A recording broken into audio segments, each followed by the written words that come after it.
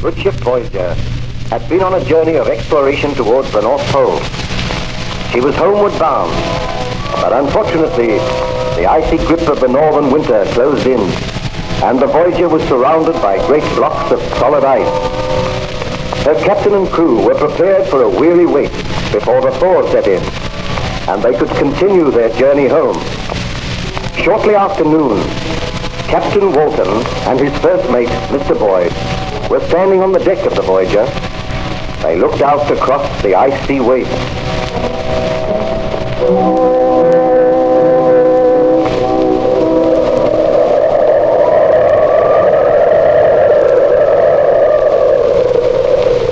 Well, Mr. Boyd, I think we will be here for quite a considerable time yet.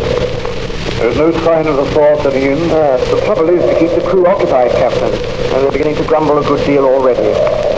Well, give them as much work as you can. After all, we were prepared for something like this. We have ample supplies of provisions. I will take all responsibility for my men, and I can promise you that they will all return safely doing so. Why? What ails you, Mr. Boyd? Look there. Coming across the ice. Man. Are all the crew accounted for, Mr. Boyd? No one has left the vessel, sir. Approaches the side of the vessel. Ahoy there! Mr. Boyd! There's a ship here. No, I must be dreaming. This is another signal of my tortured brain. I can assure you this is a ship. Give orders that the strangers to be helped aboard, Mr. Boyd. Aye, sir. What ship is this? Whither are you bound? My men are coming to help you aboard now, sir. Bring him up that rope ladder. Steady there. Stranger appears to speak good English. Yes. I wonder where he came from. I can't understand it. Man wandering about all alone out here. The wind and the snow is howling about. They're bringing him aboard now, sir. Who is the captain of this vessel? I am, Captain. My name is Walton. And whither is this vessel bound? We have been on a voyage of exploration towards the North Pole. We commenced our journey homeward. The ice closed in on us. We are staying here until the thaw sets in. May I crave your hospitality and shelter? Most certainly, sir. May I ask your name? Victor Baron Frankenstein. I am ill and weak. He will fall. All right, sir, I have him. I must express my sorrow for the trouble I am causing you, Captain. But I am seeking shelter. Then my quest must go on. I must always go on. I cannot die till I find that evil, that demon, which I unloosed upon the world. You speak strange words, sir. Forgive me. If I can but crave your kindness, some food, and I will... Mr. Boyd, take Baron Frankenstein below to my cabin. See that he is made comfortable there. Give him food and drink. Let the ship's surgeon attend to him. You are giving him your cabin, sir? Why not? You had my orders. Have a hammock slung for me in the cabin. Aye, sir.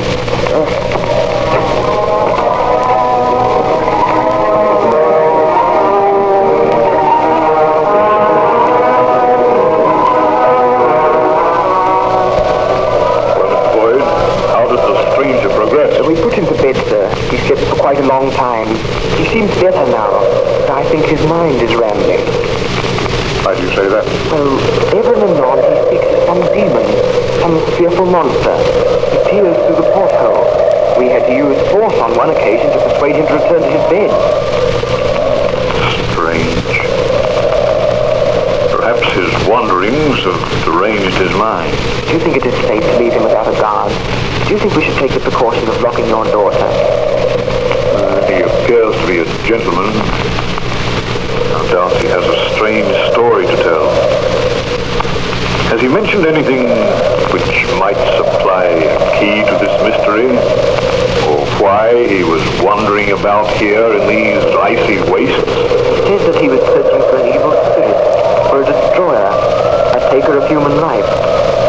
Something about the man which makes me afraid, sir. Oh, boy, the man can do you no harm. I will go down and speak with him myself. Do you wish me to accompany you, Captain?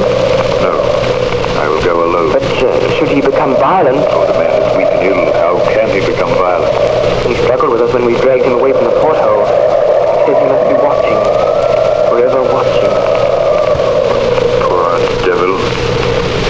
I will try to persuade him to tell me his story. Wait here on deck, Boyd. I will send for you if I need you.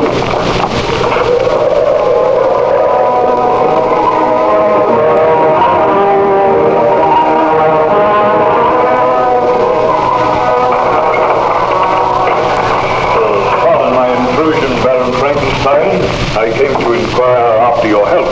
Why was I locked in this cabin? Why are you keeping me a prisoner? I am considering your own safety. Considering my own safety? I tell you, sir, my life means nothing to me. I wish to repair the great wrong which I have done. My friends, my family, they have all been murdered. And I am the murderer. Know not what you say. Look on me, Captain. You are looking on a man who unleashed a horror on this world. A man who was responsible for the murder of his beloved wife, his best friend, for the murder of little children. Are you a fugitive from justice? I am not a fugitive. I have been punished because I tried to usurp the rights of God. Now I seek to repair the wrong which I did. I do not understand you. Bid your sailors keep a close watch. Somewhere in these white wastes, somewhere near here, there is a monster, a creature who delights in taking human life. None of you is safe. Your wanderings and your hardships have caused you to imagine these things. No, I swear it is the truth. Near this vessel I saw a giant footprint in the snow. It must have been the footstep of the monster which I created. Would you like to tell me something of your story? Captain Wilton, I do not know if you will believe my story when I tell it to you. Perhaps you may have proof. Perhaps someday you will look upon this monster. May heaven grant that you do not. If it will help you to tell me about it, Baron Frankenstein, I assure you I will make a ready listener. Be seated, Captain. I have told you that my name is Baron Victor Frankenstein. I was born in Geneva, and my family is one of the most distinguished in that republic. My father had filled several public situations with honor and reputation. He was respected by all who knew him for his integrity. So you can see, sir, that I grew up in the most ideal surroundings. When I was 17, my parents sent me to the University of Ingolstadt, and there I became interested in science. During my attendance at the university, my beloved mother died. I returned home for a brief while, and whilst at home I fell deeply in love with my cousin Elizabeth, and I determined to marry her as soon as my course at the university had been completed. I returned to Ingolstadt and continued with my studies. I read deeply, and gradually a most dreadful thought occurred to me. From my readings and my studies, I realized that it would be possible for man to create man. I became aware of the tremendous power of electricity. I was caught once in a terrific thunderstorm. I observed how the lightning had split an oak tree in half, and the knowledge came to me that just as electricity can destroy life, so can it create. And then and there, my horrible resolve was born. I vowed that I would not rest until I had created a man. This seems incredible, Baron Frankenstein. Oh, it may seem incredible to one who is not acquainted with science, But I studied and experimented, and when I retired from the university, I begged my father to build me a laboratory near our old home. He agreed to do this, and then I took into my confidence an old family servant called Julio. The man was crippled, but he had a keen and agile brain, and he was interested in my experiments. For months we worked. I intended to create a creature who would be both strong, good to look upon, and noble. Are you speaking the truth, Baron Frankenstein? I swear that I speak the truth. Did you succeed with this monstrous project? I swear a holy oath that I succeeded. I created a man.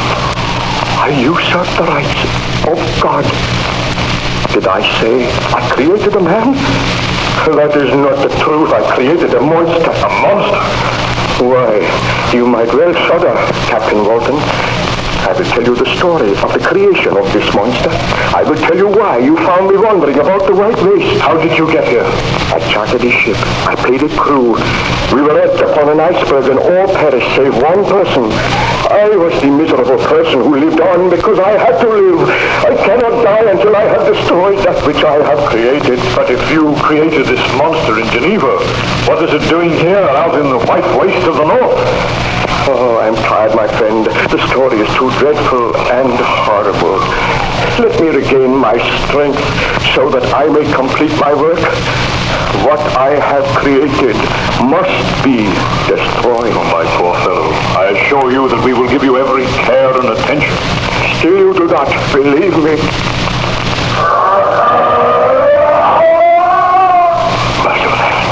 What was that? The monster, it is here, aboard this vessel. That was the most ghastly laugh I have ever heard. Open that door. Let me complete my work now. Did you hear that? Stand aside. Oh, we shall not open this door. Mr. Boyd! Mr. Boyd! Come back once and bring a pistol with you!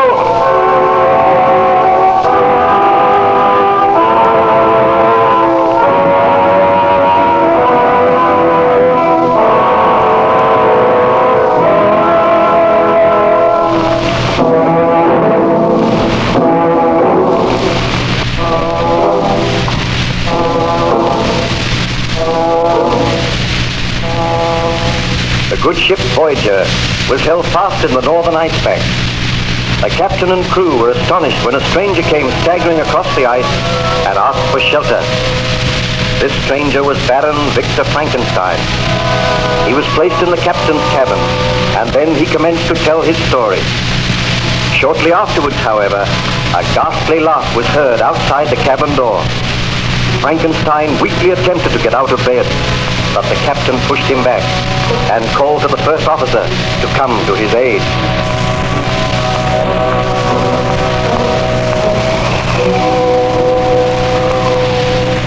Captain Walton, you are condemning your first officer to death. A monster is out there.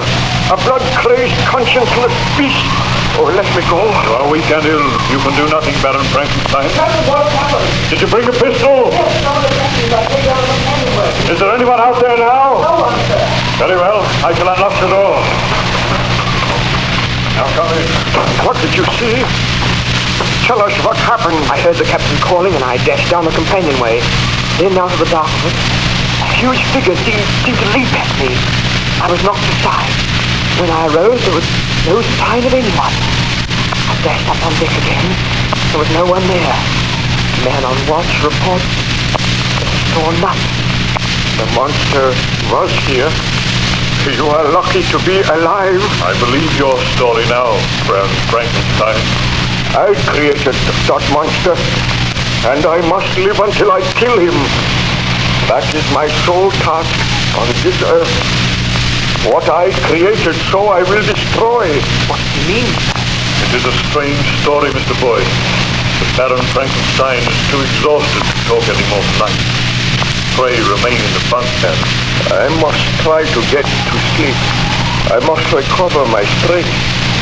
I must have strength enough to kill the monster. You shall have every care and attention here. I will place a man on guard outside your door. I do not think the monster will return tonight. The storm has become worse. The blizzard is raging now. be difficult for anyone to live out there. Let us trust that this monster perishes in the storm. I am to be called if any sign is seen of him. In the meanwhile, let me sleep. Then on the morrow, if I feel refreshed, I will tell all my story, Captain Walton. Very well, Baron Frankenstein. Mr. Boyd, you will go up on deck now. You will arrange for 2 men to stand guard outside this door. I will share your cabin with you tonight. Aye, aye, sir. I bid you good night, Baron Frankenstein. We will meet on the morrow.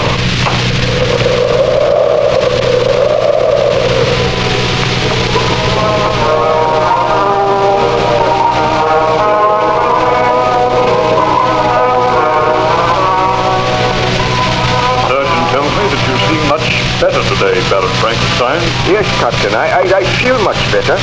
Was there any sign of the monster during the night? Nothing was seen. Please be seated. I know that you are interested in my story and you are puzzled by these strange happenings. I am extremely puzzled. Well, I told you that after I left the university, my father built a laboratory near our house. Each day I used to spend hours in this laboratory working with my servant Julio. Day after day, I read and studied so that my great experiment would be a success. Sometimes by night, Julio and I would visit graveyards to exhume freshly buried bodies. I was going to make a man, and the creature of my making was to be beautiful. I slaved and labored, neglecting my family and my friends, neglecting my fiancée, Elizabeth. It so happened that at that time my greatest friend, Ernst Claval, came to stay at our home. He had been at the university with me, and he had a vague inkling as to the nature of my experiment. However, I had become sullen and morose. I shunned my friend, and as my experiment neared completion, well, I became possessed by a strange sense of excitement. Imagine me in my laboratory late one afternoon, Captain Walton. I glanced out of the window and saw that the sky was dark and overcast. My servant Julio stood by my side. Now and again he would glance over at the great bench on which lay a huge inanimate figure swayed around with yards of bandages. I walked over to where the figure lay. Julio followed me. Julio, I have news for you. I think that tonight we'll see the end of our work. Do you mean that the figure will come to life tonight, my master? I hope so. If the threatened thunderstorm takes place, there will be sufficient electricity to bring light to this inanimate mass. Look at it, Julio. At present, it is a lifeless mass shaped in the form of a man. For months, we have worked over it. Tonight, if the storm breaks, we shall raise this figure to the top of the tower in the laboratory, and there it will stay for 1 hour while the thunder crashes and the lightning flashes. Then we shall lower the body onto this bench once again. The wrappings will be taken off, and who knows?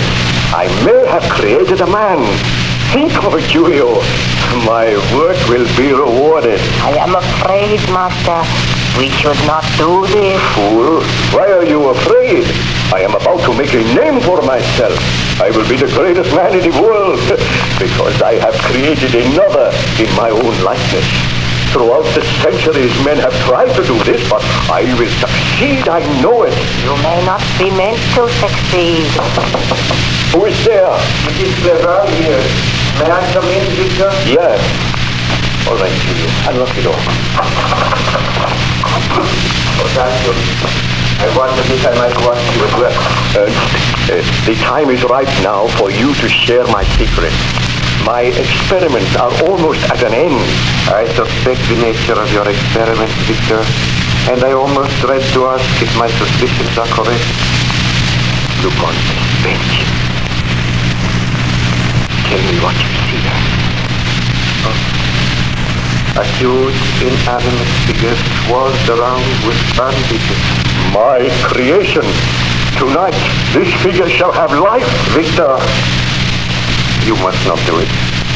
Man is not meant to do that. Or you are like Julio. He is also afraid. I want to speak with you privately. Bid Julio be gone. You may go, Julio, but be here tonight at 7 o'clock. We shall wait for the storm to break. The clouds are banking up now. I will obey you, my master. Victor, your life is bound up in this strange experiment, which I do not think for one moment will succeed.